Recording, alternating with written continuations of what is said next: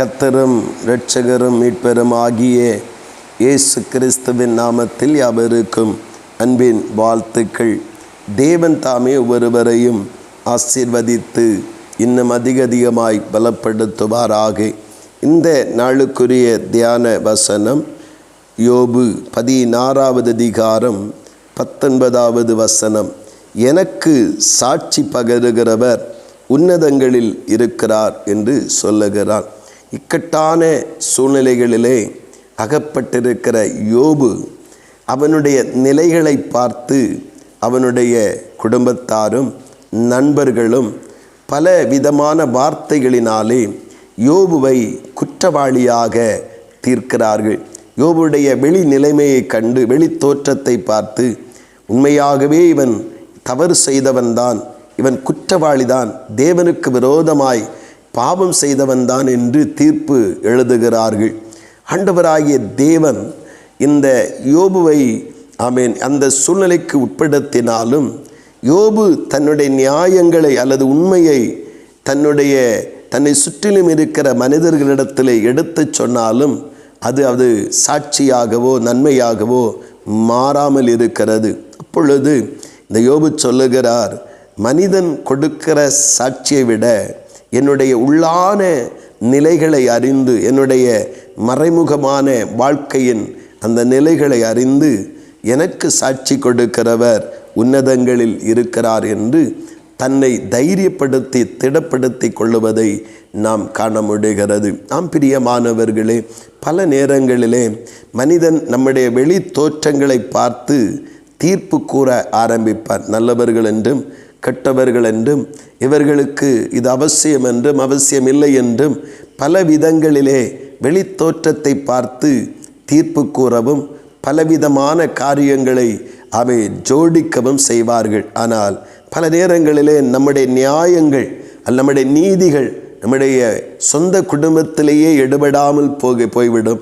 சில நேரத்தில் நம்முடைய சொந்தங்கள் மத்தியிலே, உறவினர்கள் மத்தியிலே, நண்பர்கள் மத்தியிலே, ஊரார் மத்தியிலே நியாயங்கள் கூட எடுபடாமல் போய்விடும்.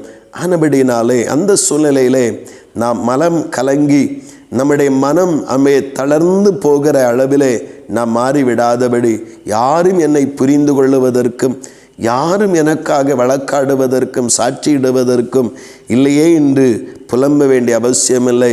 இந்த யோபுவை போல மனிதனுடைய உண்மையான நிலைகளை அறிந்து, இருதயத்தின் சகலவிதமான காரியங்களை அறிந்து, வாழ்வின் சகலவிதமான காரியங்களையும் கண்காணித்து மெய்யான சாட்சி விளங்க பண்ணுகிற கர்த்தர் ஒருவர் இருக்கிறார். அவர் தம்முடைய இரக்கத்தினாலே தம்முடைய சமூகத்தில் இருந்து நம்மை குறித்து சாட்சி கொடுப்பார். அந்த சாட்சி மெய்யாக இருக்கும். அந்த சாட்சி வருகிறது வரைக்கும் இந்த ஜனங்கள், அந்த கர்த்தர் தம்முடைய மகிமையினாலே நம்முடைய சாட்சியை விளங்க பண்ணுகிறது வரைக்கும் இந்த ஜனங்கள் புரிந்து கொள்ளாத நிலையில் இருப்பார்கள்.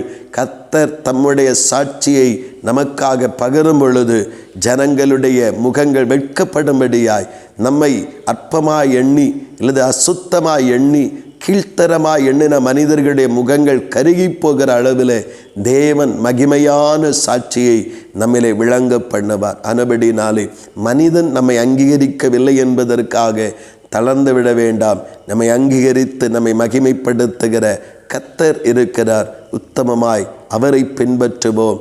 அவரே நம்முடைய வாழ்வின் சாட்சியை ஜாதிகள் மத்தியிலே, ஜனங்கள் மத்தியிலே விளங்க பண்ணுவாராக. ஆமீன், ஆமீன். செபிப்போம்.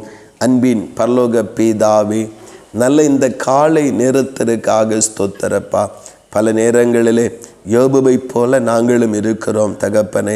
உள்ளான நிலைகளை அறியாதபடி மனிதன் வெளி தோற்றத்தை பார்த்து பல காரியங்களை தீர்ப்பு சொல்லி விடுகிறார்கள், பல காரியங்களிலே கீழ்ப்படுத்தி விடுகிறார்கள், அற்பமாய் எண்ணி விடுகிறார்கள். அந்நேரம் எங்கள் மனம் ஆண்டவர் மிகுந்த வேதனையை சந்திக்கிறது. ஆனாலும் தகப்பனே, இந்த வசனத்தின் மூலமாய் எங்களுக்கு சாட்சி பகருகிற கர்த்தர் உன்னதங்களில் அவர் இருக்கிறார். அவர் சாட்சி பகரும் பொழுது இன்றைக்கு அற்பமாய் எண்ணுகிற, இன்றைக்கு தவறாய் எண்ணுகிற மனிதர்களுடைய முகங்கள் மத்தியில் அவன் வெட்கமுண்டாகும்படி எங்கள் தலையை உயர்த்துகிற தேவனாய் இருக்கிற அது வரைக்கும் நாங்கள் பொறுமையோடு கர்த்தருடைய சாட்சி விளங்க, கர்த்தர் இந்த ஜனங்கள் மத்தியில் எங்களை சாட்சியாக நிற்க வைக்க நாங்கள் காத்திருந்து முன்னேற உதவி செய்யும். கிருபையினால் நிரம்ப பண்ணும், வழி நடத்தும். இயேசு கிறிஸ்துவின் மூலம் செபிக்கிறோம் ஜீவனுள்ள நல்ல பிதாவே. ஆமேன், ஆமேன்.